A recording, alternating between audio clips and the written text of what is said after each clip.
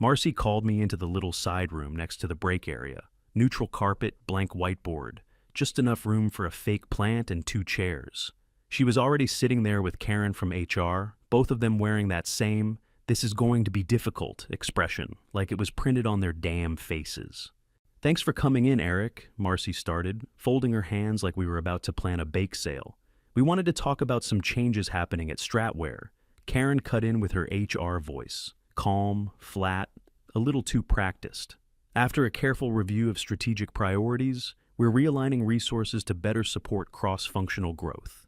Unfortunately, that means your role is being eliminated, effective Friday, 17 years. That's how long I'd been with Stratware. I knew every line of our back-end systems better than I knew my own kitchen. But I didn't blink. I just said, "Okay." Karen handed me a folder. "And this includes your severance, 2 weeks per year of service, 3 months of COBRA coverage, and a career counseling package to help you with the transition." The pamphlet on top said, "Next step.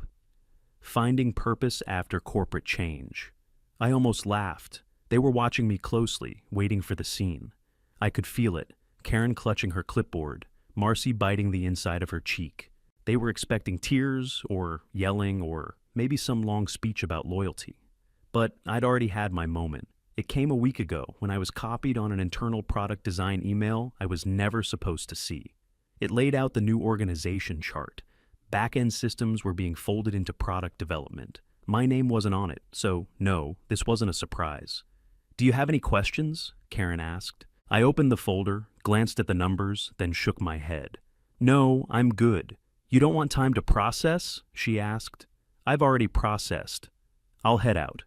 Now I stood, straightened my jacket, and walked out past the copy machines and the ping-pong table they added last year to boost morale. Quick note: before listening, share which city or country you're watching from. Marcy and Karen stayed behind, probably stunned I didn't cry or beg or throw a tantrum. But I wasn't giving them that. I wasn't going to hand them my dignity on the way out. I hit the elevator button, didn't look back, and walked out the front door without saying a word. I didn't even sit down. I walked straight past my desk, grabbed the charger from the drawer, and pulled out my personal phone.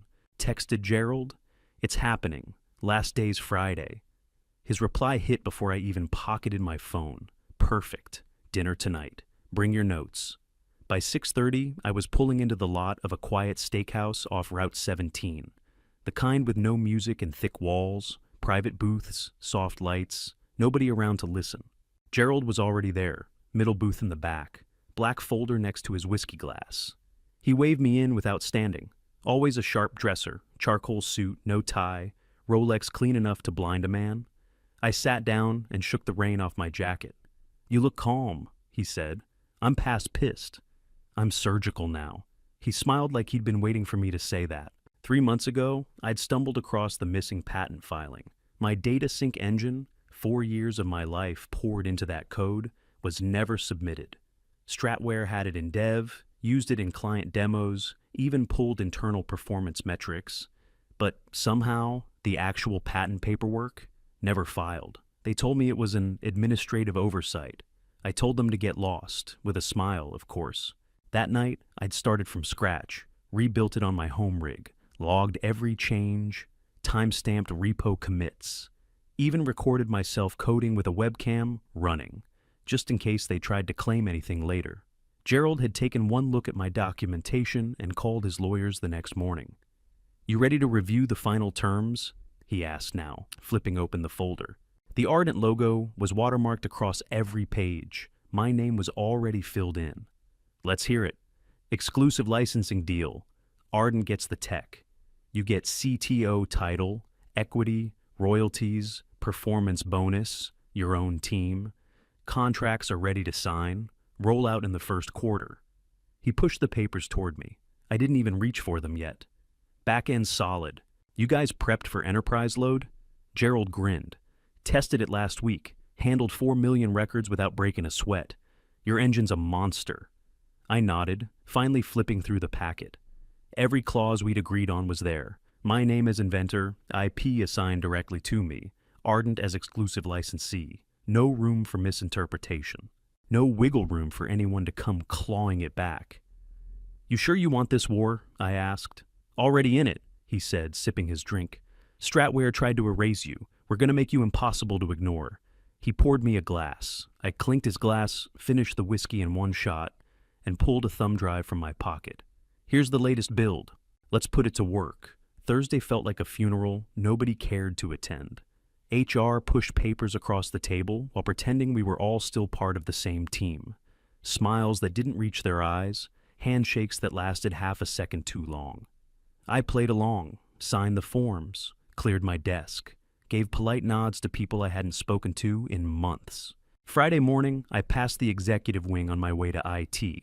Through the glass wall of the main conference room, I caught Ryan Case in mid-pitch, standing in front of the quarterly forecast slides, smiling like a game show host. And there it was. Slide 6. Latency benchmarks, graphs projections, built on the data sync engine they were still pretending they owned. I almost paused but didn't. Let him talk. I was done here. IT had a checklist.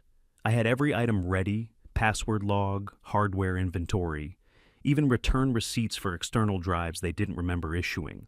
Not because I owed them anything, I just wanted it clear. I left nothing behind they could twist into a claim. At noon, Karen called me in for my exit interview.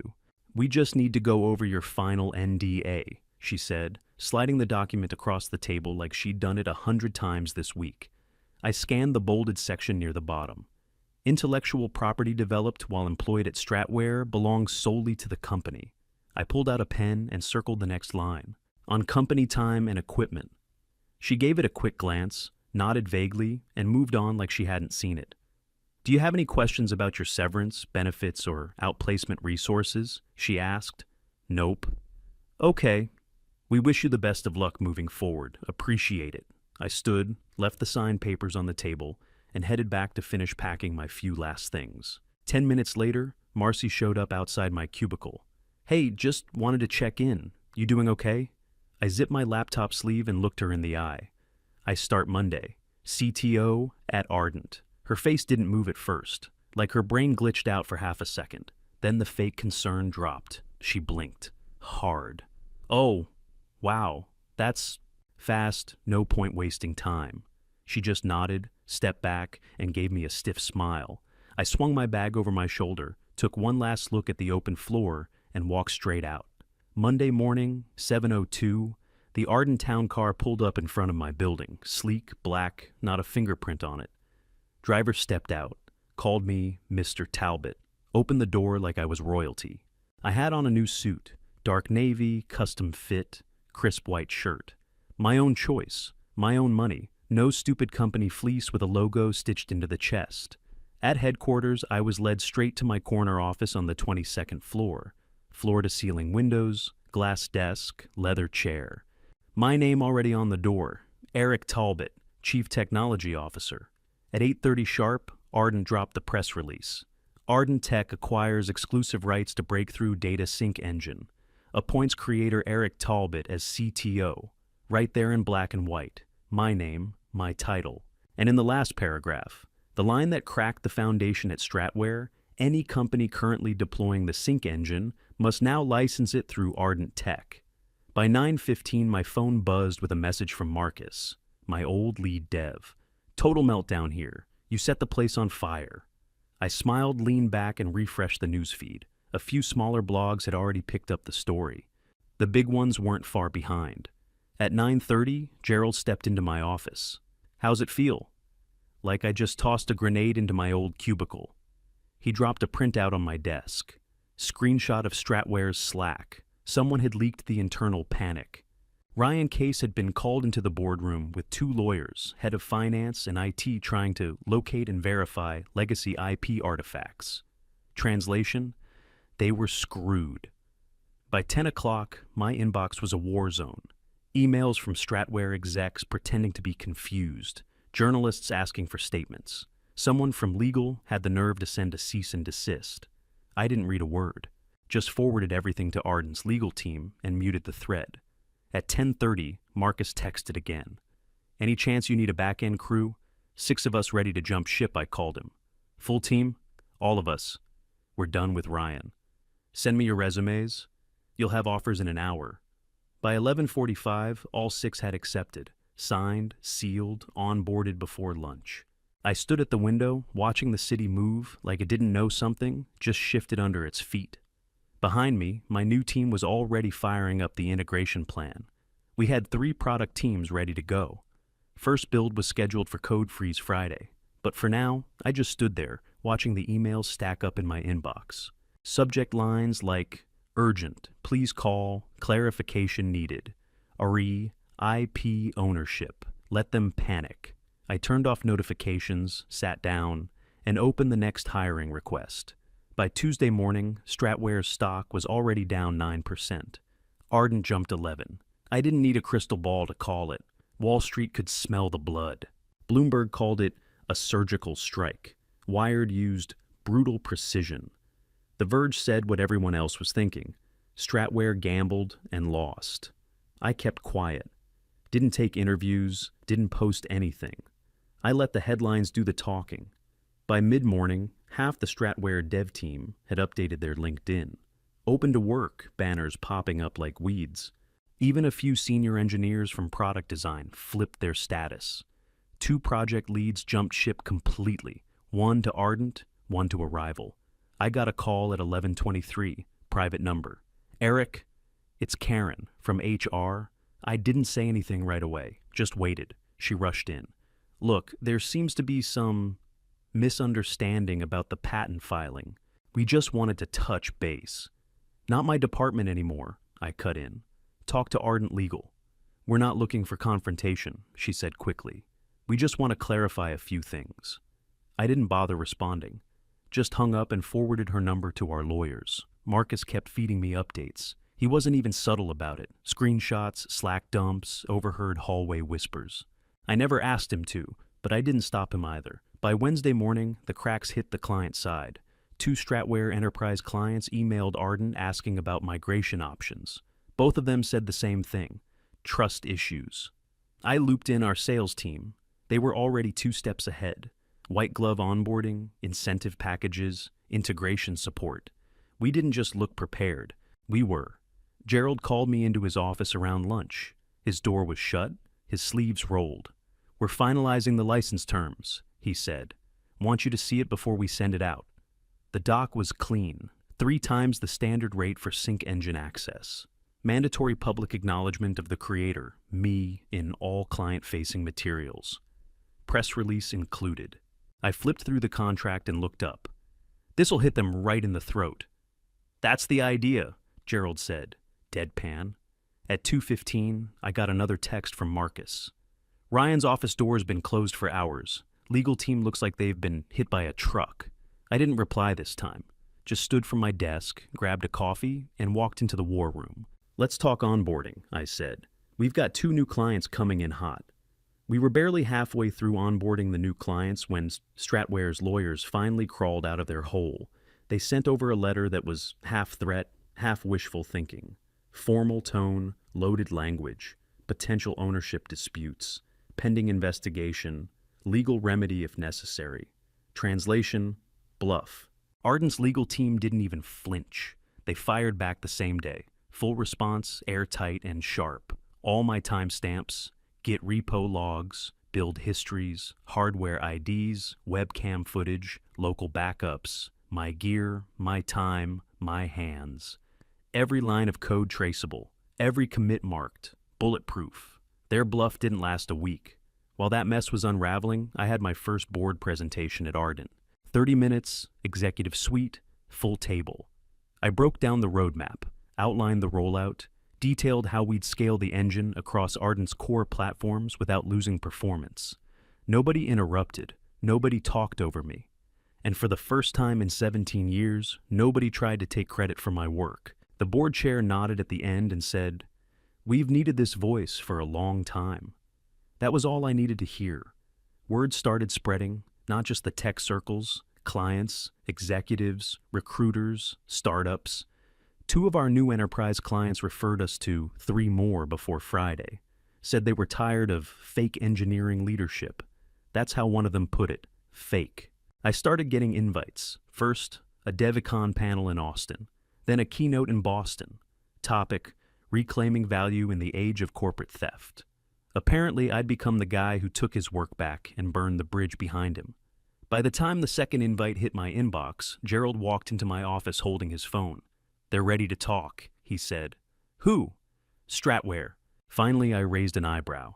"They sent over an opening proposal," he said. "They're trying to act like this is just standard licensing now." "They bleeding?" "Bad. They know it, and they're desperate." I leaned back, hands behind my head. "We're not cutting them a deal."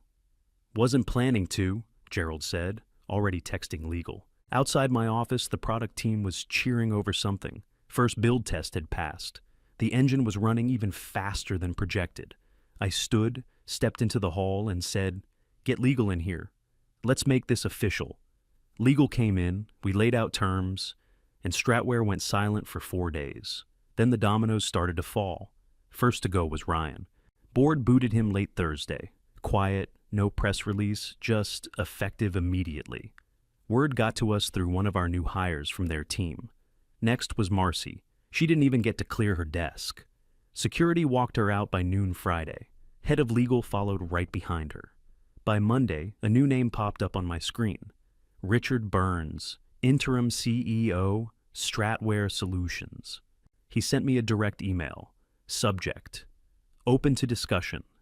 Body: We'd like to revisit licensing terms. Public acknowledgement is not a problem. I didn't reply. Just forwarded it to Gerald with 2 words. Phase 1 complete. Gerald's reply came with a smiley face. Just 3 words. Perfect strike. Board loves you. 90 days after I walked out of Stratware with a clean box and a zipped bag, they signed the dotted line. Ardent's terms, in full, no edits, public credit, recurring license fees, retroactive back pay for usage to date. They folded. I stood backstage at the American Systems Conference a week later, mic in hand, room packed full of developers, leads, startup founders, all of them looking at me like I had something to say that mattered. The keynote was called Owning What You Built. I walked up, didn't waste time with introductions, just opened straight. When you build something that works, someone's always going to try and take it from you. The only question is, did you leave the door open or did you bolt it shut? The room got quiet in the best way. Everyone listening. I didn't just talk code. I talked timestamps, logs, paper trails, gear separation, filing strategy, how to back yourself up, legally and technically. And I told the truth, how I let myself trust the wrong people too long, and how I took it all back, step by step. Afterward, a dozen young devs came up, asking for advice. A few handed me cards. The glass door swung open without a knock. Gerald strolled in, holding a bottle of scotch by the neck like he'd just won the Super Bowl. "We just passed Stratware and market value," he said, grinning like a wolf. "It's official." They dropped. We soared. I stood, grabbed 2 glasses from the shelf behind my desk, and cracked the seal on the bottle. The cork popped clean. "No more quarterly shadow chasing," I said. "They're in the rear view." I poured 2 fingers into each glass and handed him one. "To doing it right," I said. He clinked his glass to mine. "And doing it clean." We drank. It was smooth, sharp enough to make your chest hum, clean enough to make you want another. My team was in the war room down the hall, prepping for a major rollout. 3 new products in 12 months, all running on the engine they tried to bury me with.